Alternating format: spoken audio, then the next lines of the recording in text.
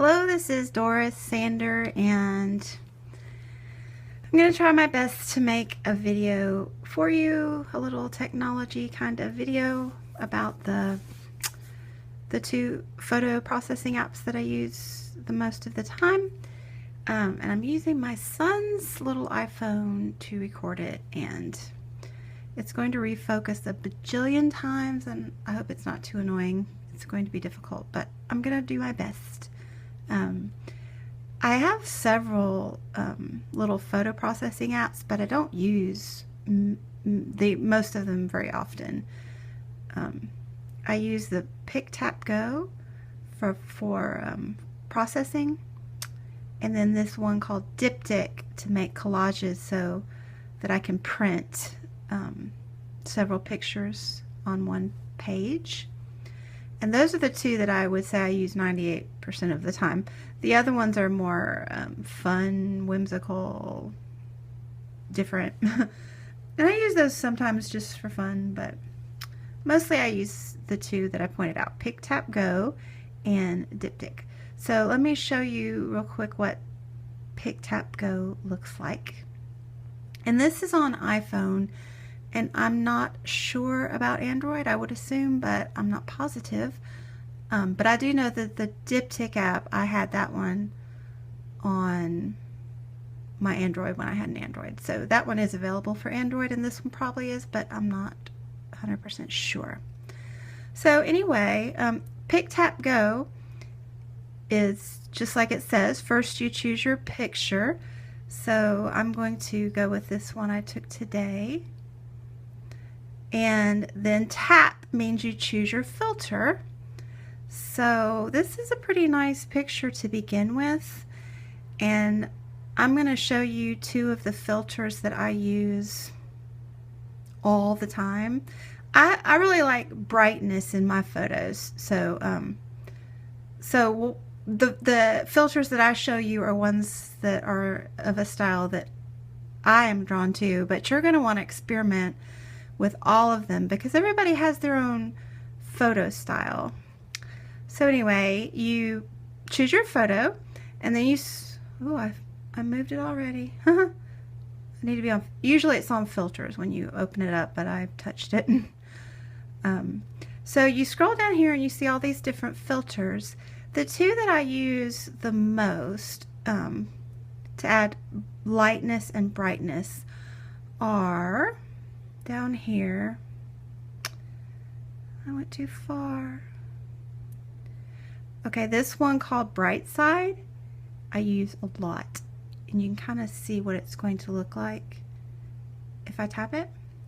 And this one called Air. And I've never really analyzed the difference between the two. They both lighten the picture.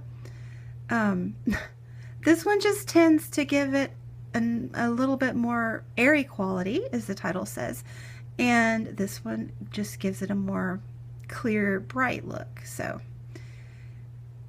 I use them both equally. I like those two.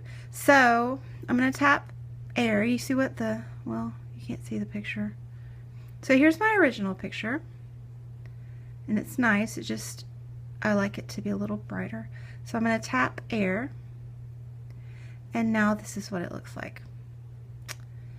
And then you can adjust the strength of the filter here. I can hit undo to just completely take that filter off. And you can see that. Or redo to put it back on. And then if I move the slider, it adjusts the intensity there. So I got it there. And then I can add other filters. So I can go down here and add a little bit of that bright side that I like as well. And again, I can adjust the filter. So you can see I've brightened it up. I've lost a little bit of the redness in the berries by doing that, but I just like the look of it. So, and you can try to adjust that. You can experiment down here just depending on, your preferences. A lot of times another filter that I like is Sugar Rush. It adds a little bit of color to the colorful things in your photo. You can see that. But I'm careful about using that one. I'm going to undo that. I'm careful about using that one with skin tones because it can really bring out the yellow and the red in your skin tone, so you want to be careful with that one with people. But let me choose another photo and show you that. Here, let's choose this one that's got a lot of color in it. So let's look at that one and let's put the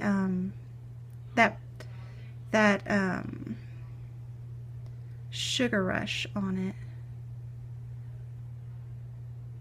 So you can see how it brightens, it pops the color more. And I use that a lot. I tend to, not a lot, but sometimes I'll use it.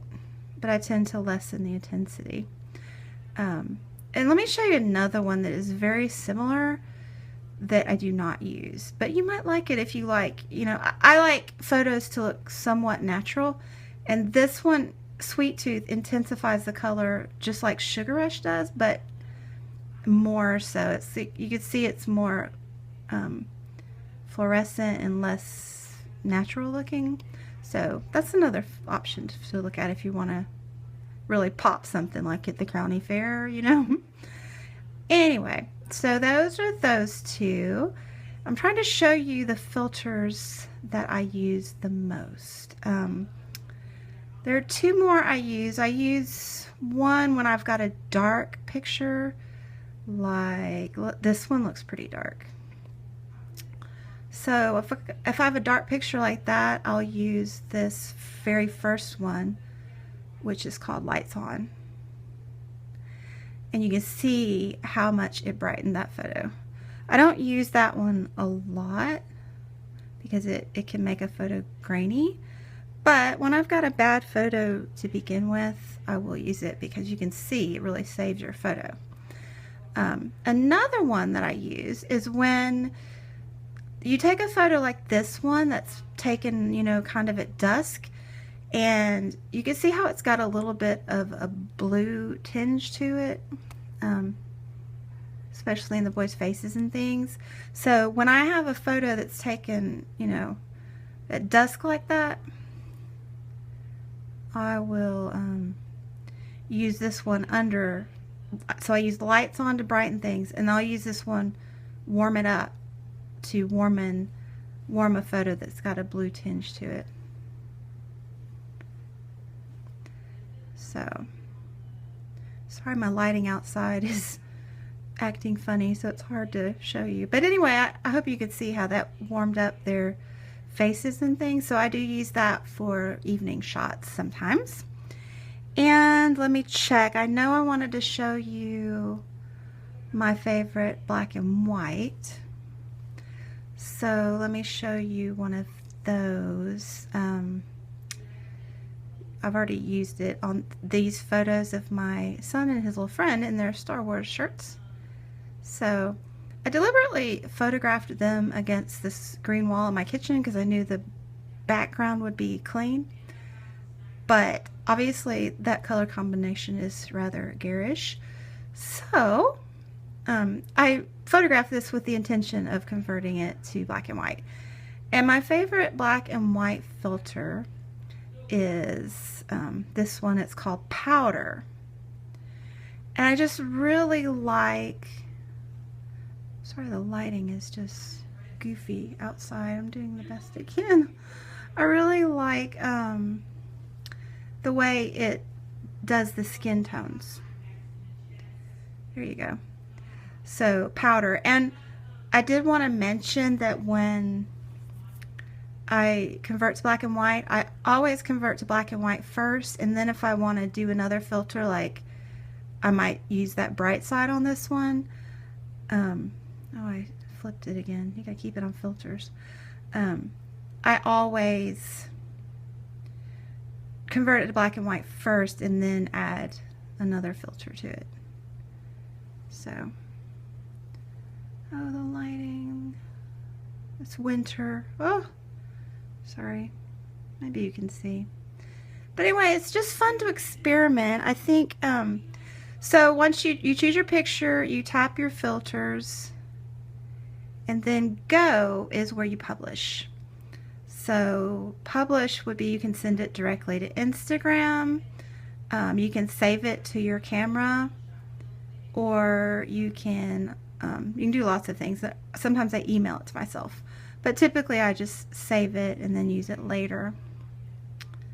If you can see that. I think those, let me check real quick. I think those were all of the filters that I wanted to show you. So lights on will lighten a dark photo. Warm it up will, like if it's an evening shot, it'll take the blue cast off of it. And you can see how many great filters there are here. You'll want to play with them yourself. Air and bright side are the two I use to lighten my photos. And sometimes I use the sugar rush to pump the color a little, and then powder is my favorite black and white converter. So those are the ones I use, if that's helpful to you. And I just really like PicTapGo because it's easy, and I really like the effect that it gives my photos. So then let me show you Diptic really quickly. Diptic is just a very simple collage app, and you can see these are the basic screens, and I mean, I don't use the others really. They're not what I use it for. You can see that one might be useful at some point, but really I just use the classics, which are in my recent batch here. Sorry it's so dark. I'm trying to. Anyway, my photo printer is a 4x6 photo printer, so all of my photos come out in 4x6. So I wanted to show you that really quickly. So when I print them in 4x6, if I'm printing a square Instagram, it'll come out like this with the borders, and I just trim it off, and that gives me 4 photos. And then, oh my gosh, the lighting. And then I can actually, through something called aspect ratio that I'll show you, I can make my photos portrait or landscape instead of the square. And I'll show you that as well. I already used this one. And then I have some different sizes that I use. I'll show you too. So, hello little phone. So mostly I use this one. It's 4x4. So what you do, or 2x2 actually, what you do is you just tap the spot and choose your photo, and voila, tap the spot, choose your photo.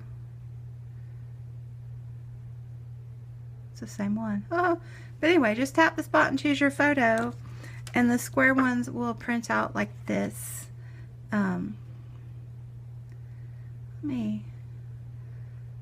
I take a lot of square photos, so that's why I don't have many longy ones in here. I'll try to find another one for you. Maybe one of these actually. Yeah. So those are going to print out square like this. But if I go here to aspect, this is going to change the ratio of my photo size. And watch the number on the right where my thumb is. I'm going to take it to 3:2 like that. And do you see how the photos changed shape? Now they're, 3:2, the ratio 3:2 is actually 6:4, so it's a 4x6. So this is going to fill up the entire 4x6 frame and give you portrait or landscape photos. And I wanted to show you, like this one went off the top there. I can tap it and adjust it like that. And I can also tap my photos and adjust, like, I don't really mess with these, but I do adjust the brightness a bit sometimes, like that. You see it? You see that one adjusting? Yeah. So I'll brighten it up sometimes because, like I said, I like bright photos. So those are some things you can do. And then yours will probably come preset with borders, and that's this first little box here. You see how you put borders in between the photos? It's getting dark again. I sometimes print the borders when I want a little bit of a white border, and often I just take them completely away because sometimes my photo bleeds to the top and I like lose part of the photo if I leave a border. But you can adjust the borders if you'd like. So basically what I do on here is just the aspect ratio. We'll take them from square to, so dark, to 4:6 if you want. The borders right there will adjust the white border if you would like, and by touching the photo you can adjust different things, and I mostly just adjust the brightness. And then I wanted to show you one more thing. This one right there, when I print that one as let me change it back to what it was. So let me refresh that.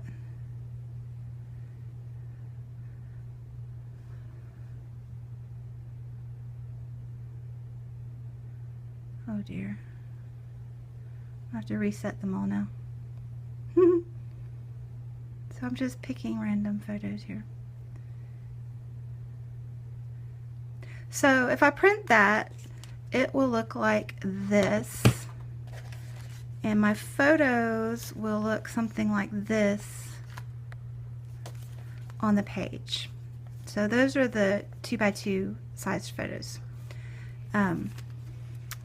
Sometimes I like smaller photos. So if I choose this one sometimes, and you can see that it's making 9 photos on the grid.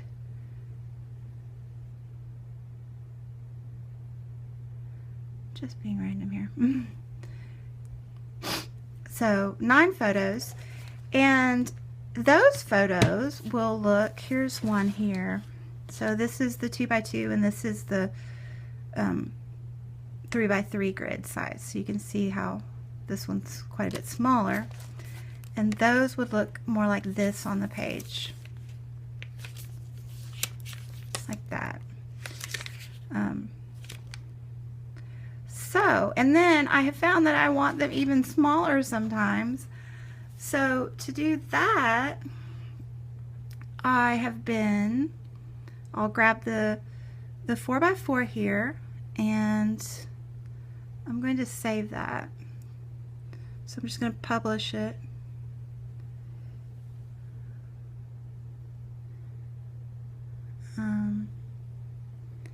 I'm just going to save it to my camera, and then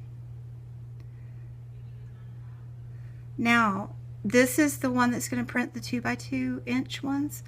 If I click here, double click, this is the one I just made and saved. Haha, look at that.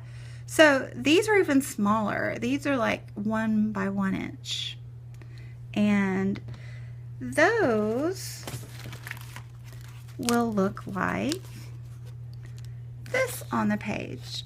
Very tiny. So you can see the different sizes. And of course you can do this same thing with the landscape sized photos as well. So those are some tricks. I hope that was helpful and that you could kind of see what I was doing, because the lighting just was bad. But thanks for watching, and let me know if you have any questions, and I'd be happy to try to answer them. And I'll chat with you later. Bye.